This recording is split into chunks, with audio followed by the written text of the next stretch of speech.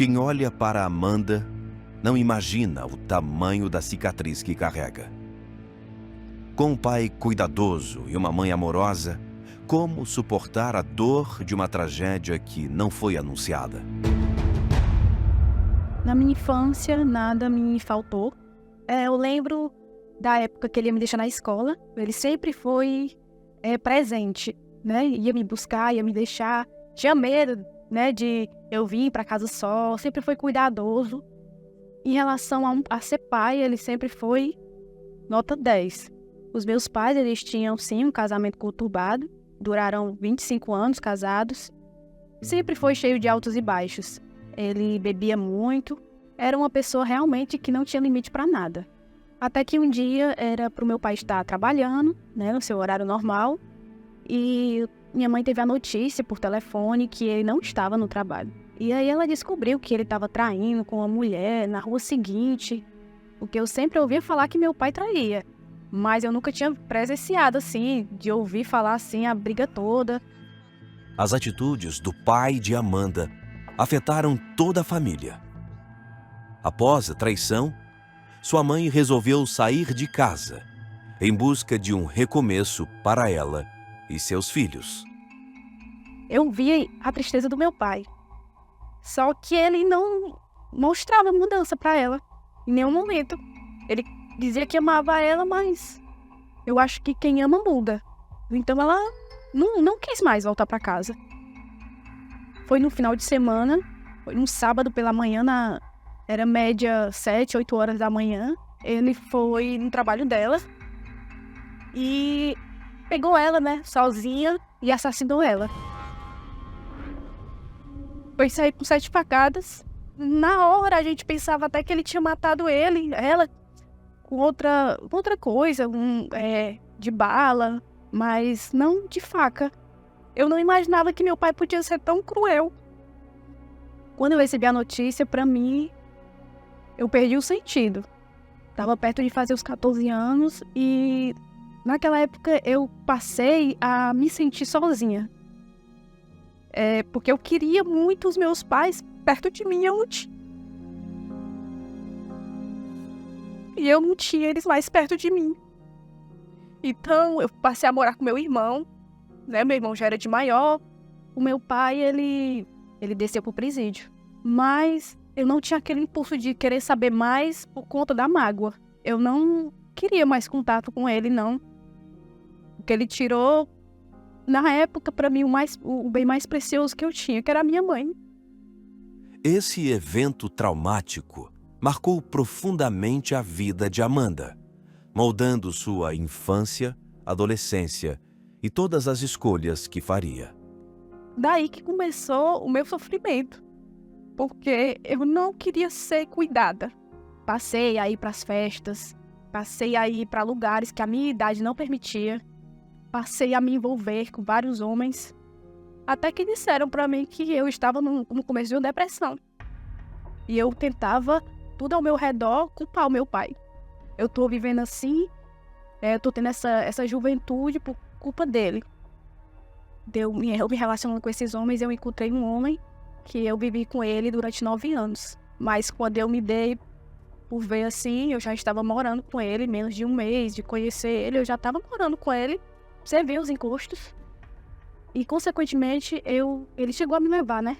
A servir também. Então, eu passei a adorar essas entidades.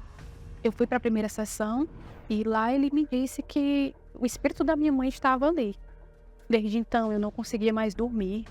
Era uma pessoa totalmente desassossegada, inquieta. Eu estava passando por uma parte da casa, eu vi um vulto passando. Era uma coisa que ficou fora de controle ali. Eu não tinha mais paz, sossego, não sabia mais nem o que era. Fora isso, ele era abusivo comigo, me batia muito. Sempre relatou nas brigas, sempre ele falava: se tu não sair daqui, eu vou fazer a mesma coisa que seu pai fez com a sua mãe. Eu acho que o meu orgulho não deixava eu tomar um passo, assim, vou-me embora. Eu queria mostrar para as pessoas que estava tudo bem.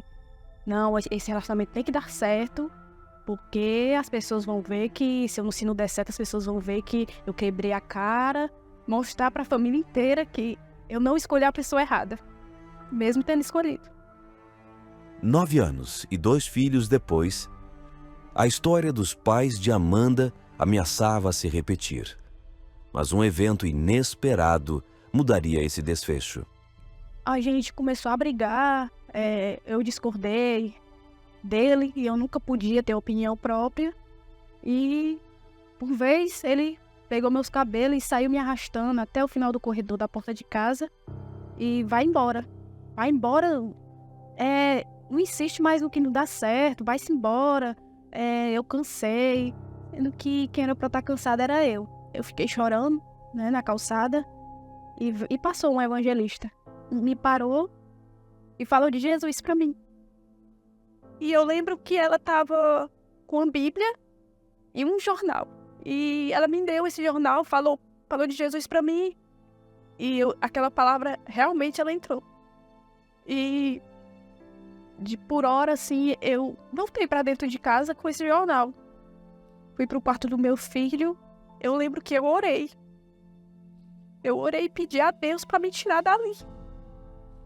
Eu orei e falei, meu Deus, me tira daqui, que não é meu lugar. Quando eu me acordei, eram 7 horas da manhã, eu acordei apanhando. Ele me dando chutes e mandando eu ir embora. Ali eu entendi que era a hora de ir embora. Então, naquela noite que eu cheguei na casa da minha tia, eu tomei uma atitude e fui à igreja. Fui conhecer, né, o Jesus que essa evangelista falou pra mim. Eu lembro bem que eu senti uma paz que eu nunca tinha sentido antes. E resolvi colocar tudo no altar. Me entregar de verdade pra Deus. Quando eu entreguei, eu me esvaziei. Dali foi o ponto de partida que tudo começou a mudar. Naquele dia eu já saí diferente, já saí com perspectiva de vida. Que tudo podia se fazer novo. Ali recebeu esperança e a oportunidade de escrever uma nova história. Porém, dentro dela, ainda havia um vazio. Ouvia falar do Espírito Santo, mas por que ele ainda não habitava no seu interior? O bispo estava pregando lá e disse que ninguém podia ocupar o lugar de Deus no coração da gente. E na oração que veio na minha cabeça foi que tinha algo ocupando o lugar de Deus, que eram meus filhos. Eu não tinha mais o que perder, né? Eu não tinha mais pai, não tinha mais mãe, irmão, a minha família. Não tinha mais ninguém pra me amar e eu amar também. Então eu me apeguei aos meus filhos e naquele dia eu entendi que até aquilo dali eu ia ter que perder. E a fogueira santa foi a oportunidade de deixar o passado no altar para tomar posse do futuro reservado por Deus. E lancei no altar e fui no propósito de colocar Deus em primeiro na minha vida. E ali eu abri mão da velha Amanda, da mágoa que eu carregava de tudo, de todas as minhas feridas. Ali eu abri mão de tudo e ali foi a minha fogueira santa. Naquele dia eu fui cheia de Deus. Eu tive paz, tive alegria e nasceu um gozo na minha alma de que ali eu não estava sozinha mais, que Deus estava comigo. O Espírito Santo ele me preencheu de uma maneira que tudo que eu busquei em homens, em pessoas, o Espírito Santo, eu passei a amá-lo de verdade. Daí, depois disso, eu já consegui amar o meu pai, coisa que faltava dentro de mim. Amar ele, querer saber notícia dele, tudo passou a fazer sentido, né? Nem ele mesmo acreditou que eu queria saber dele. Quando a gente se viu, foi forte. Eu abracei muito e disse que eu amava. E ele só pediu perdão. Eu perdoei, porque eu fui perdoada por Deus também. O meu marido eu conheci na igreja. Não se interessou se eu tinha filho ou não. Ele hoje faz esse papel de pai muito bem. Os meus filhos chamam ele de pai. Deus fez muito mais do que eu imaginei por mim. De verdade. Fez até mais do que qualquer ser humano podia fazer por mim.